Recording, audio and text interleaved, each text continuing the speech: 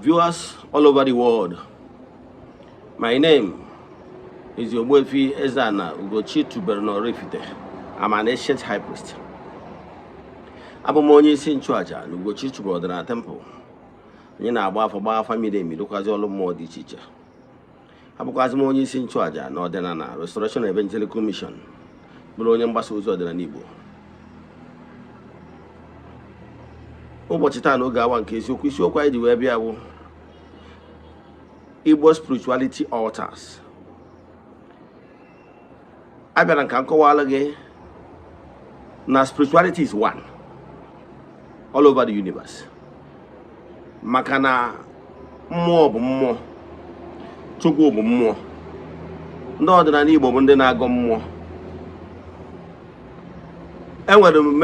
Enwere altars in Igbo spirituality, and they are makọwa. Enwere blood altar, nwee white altar. Maka na enwere mmụọ na-eri aja ihe mme, nwee mmụọ anaghị eri aja ihe mme. Onye abatala na ọtụtụ ndị mmadụ nwere ike isi na ọ bụ na ha chụọ aja ihe mme na ọ ma agara ọrụfa based on na ha outgrown go aja ihe mme. Nwee ike ọ bụrụ na at that particular time na mmụọ na-anaghị aja abụrụ mmụọ na-eri ihe mme, na ọ bụ mmụọ na-eri aja mana ọ bụrụ ihe mme. Vidiyo ama eto ogologo, ọ ga na-abịa bit by bit. Ọ bụrụ na Igbo onye na-esonyere m nkụzi ahụ for matured minds, ọ bụrụ for newcomers, ọ for ndị gbagotagoro na-eso na my class na my teachings. Ihe ndị a bụ ihe anyị ga-eneba anya. But before we dive into today's lecture, important announcement. Ọ bụrụ na ị bụ a child of the temple, echefuna na annual festival anyị ga-abụ na September 15th, September 15th, 2026. Atụrụ anya na onye ọbụla bụ child of the temple all over the globe ga-participate na this annual festival. Ọ bụrụ na for any reason na ị ma abịa ma ọ bụ na ị abịa, chat ya m na WhatsApp ka m gwa gị ihe atụrụ anya n'aka gị ị ga-eme maka aja ụta mgbe arọ gị. Nke ọzọ, echefuna na anyị nọ n'ọnwa July. Our monthly ritual is still ongoing. You can join us anywhere you are all over the world. Distance abụrụ ebade a na aja anyị na-achụ ma ọ bụ ọlụ anyị na temple.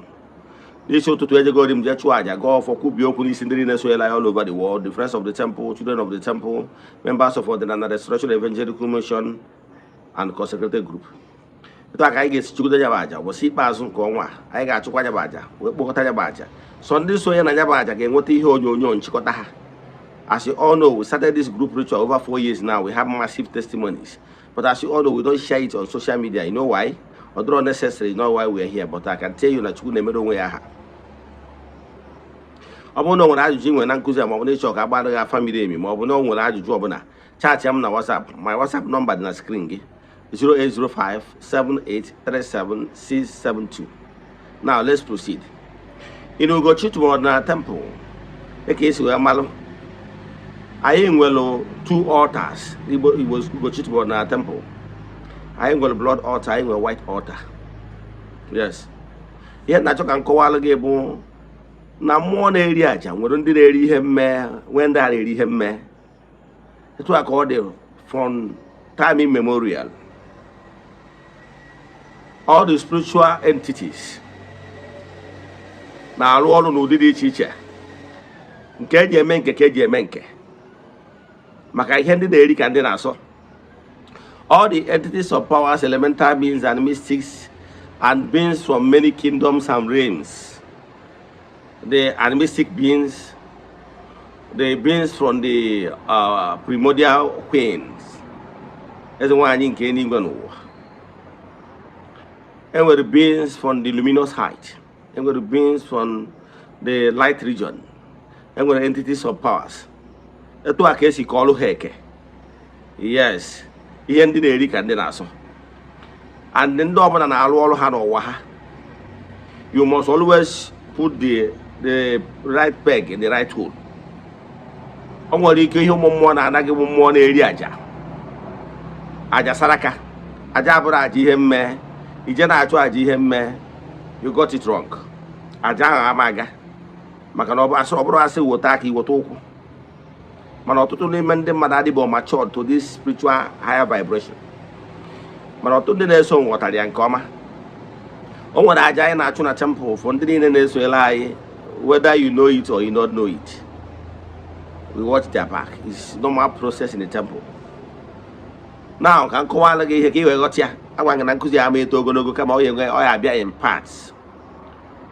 In Igbo spirituality, enwere bụka na ndị Igbo kwenyere na o nwere mmụọ ndị na-eri aja ihe mme, nwee mmụọ ndị anaghị eri aja ihe mme, enwere mmụọ ndị a na-emere sọ ọjị, a na-atụrụ nzu, a na-atụrụ edo, nye ha nkwụ, mee saraka is okay. Nwee mmụọ na-eri ihe mme, aja ihe mme, ka mmadụ ga-atụ ka iwe ghọta ya. In Igbo spirituality, ọ bụrụ na iso na ndị na-ewelu na-eji egbusa ọbara na mmiri, ihe ị na-eme ebe ọtọ nọ. Iso na ndị ga-abụ iji enyo anyị gwọrọ agwọrọ. Maka na those water elements, water sprites, mermaids, they are not interested in anything blood. In theory. Onya batana, their favorite color is purity, white. Ọ bụrụ na iso na ndị na-eji egbu ọbara na mmiri, ị mara na ị mara ihe ị na-eme. Maka na ọ bụrụ mmụọ ọzọ ka ị na-akpọ, ọ bụrụ arụsị ka ị na-akpọ, ka ọ ka ị na-ewube. So onye ọbara na-asị gị je na-egbu ya ọbara n'ime ite mmiri, ọtọ na ọka ị na-eme. Ejigo ọtụtụ ndị mmadụ emegido ndị mmiri anyị dewe na be ha na-ataghị amoosu. Maka na ọ bụrụ si mmụọ ndị mmiri ka ị na-emedo. Nkụzi a dị deep, mana ihe m chọrọ ịkọwara gị bụ na ndị mmiri na-asọ ihe mmee. So water forces bụ white altar. You can go to water, chụọ aja, kwubie okwu, mee ihe ndị ọzọ, mee one or two, but don't bring blood to where they are. Ntiode. So water is water element. But many religions world over venerate and recognize the existence of water elements. However, how they actually him. So water elements represent aja, abraji hemme. And one other in Igbo spirituality, other group of beings are they actually hemme or they can dance actually aja no buzo bare tomo buzo bare no. Many aja na actually bangwa na buka aji honu neri and so on and so forth. Mana aji hemme is excluded. Malike gaba deep, but ọtụtụ n'ime ụlọ ka bidoro ebido. So ọ bụrụ na ga too deep, ụtụrụ ụfọdụ esonyere from day one, ha enwe ike ịchịkọta. Ma ị na-esonyere anyị ga-amụta many things. Ị nwere ike ịnụ anywhere. Our mission is to help people live better life. We are here for a purpose, to liberate our people. Na-agbụ ekere ha. Nke ọzọ na-achịkwa na-enweziri aja ihe mme, mmụọ na-eri ihe mme. So iwelu mmụọ na-eri ihe mme je chụbara ya aja ihe ọnụ na-eri ọmaga. Iwelu mmụọ na-eri ihe aja abụrụ aja ihe mme je chụbara ya aja ihe mme ọmaga. Maka na ewere ihe a na-agbara ntị gbaa n'anya anya akpọ. Ya bụ ka na-achịkọwara gị na mmụọ ndị a na-asọ ihe mme ọha nwe white altars. Etu a ka ọ dị till the luminous from to the height, to the luminous height. Then when mmụọ ndị a na-achụrụ aja ihe mme, ọnya batara temple anyị nwere white altar and blood altar. Blood altar ebe a na-achụ aja animal. Gịnị ka m na-ekwu na ya? Na-esola anyị ka ịmụta many things. In part 2, ma akọwasịrị gị ihe bụ white altar, etu o si alụ ọrụ na etu blood altar si alụ ọrụ. Ọ ga-abụ nkụzi ga-ebido nwa separately. Mana malugolu na-enwere white altar na-enwere blood altar. Ka m kwụsị ebe nwa ajụjụ nwere na nkụzi a, chaatị m na WhatsApp 08057837672. Let us pray. Ekwem ekwere m na Chineke. Ekwere m na ọ dịghị ihe siri m ike ke Chineke na-apụghị izi m ụzọ m ga-esi luwo ya n'ihi na ọ mazuru ihe niile.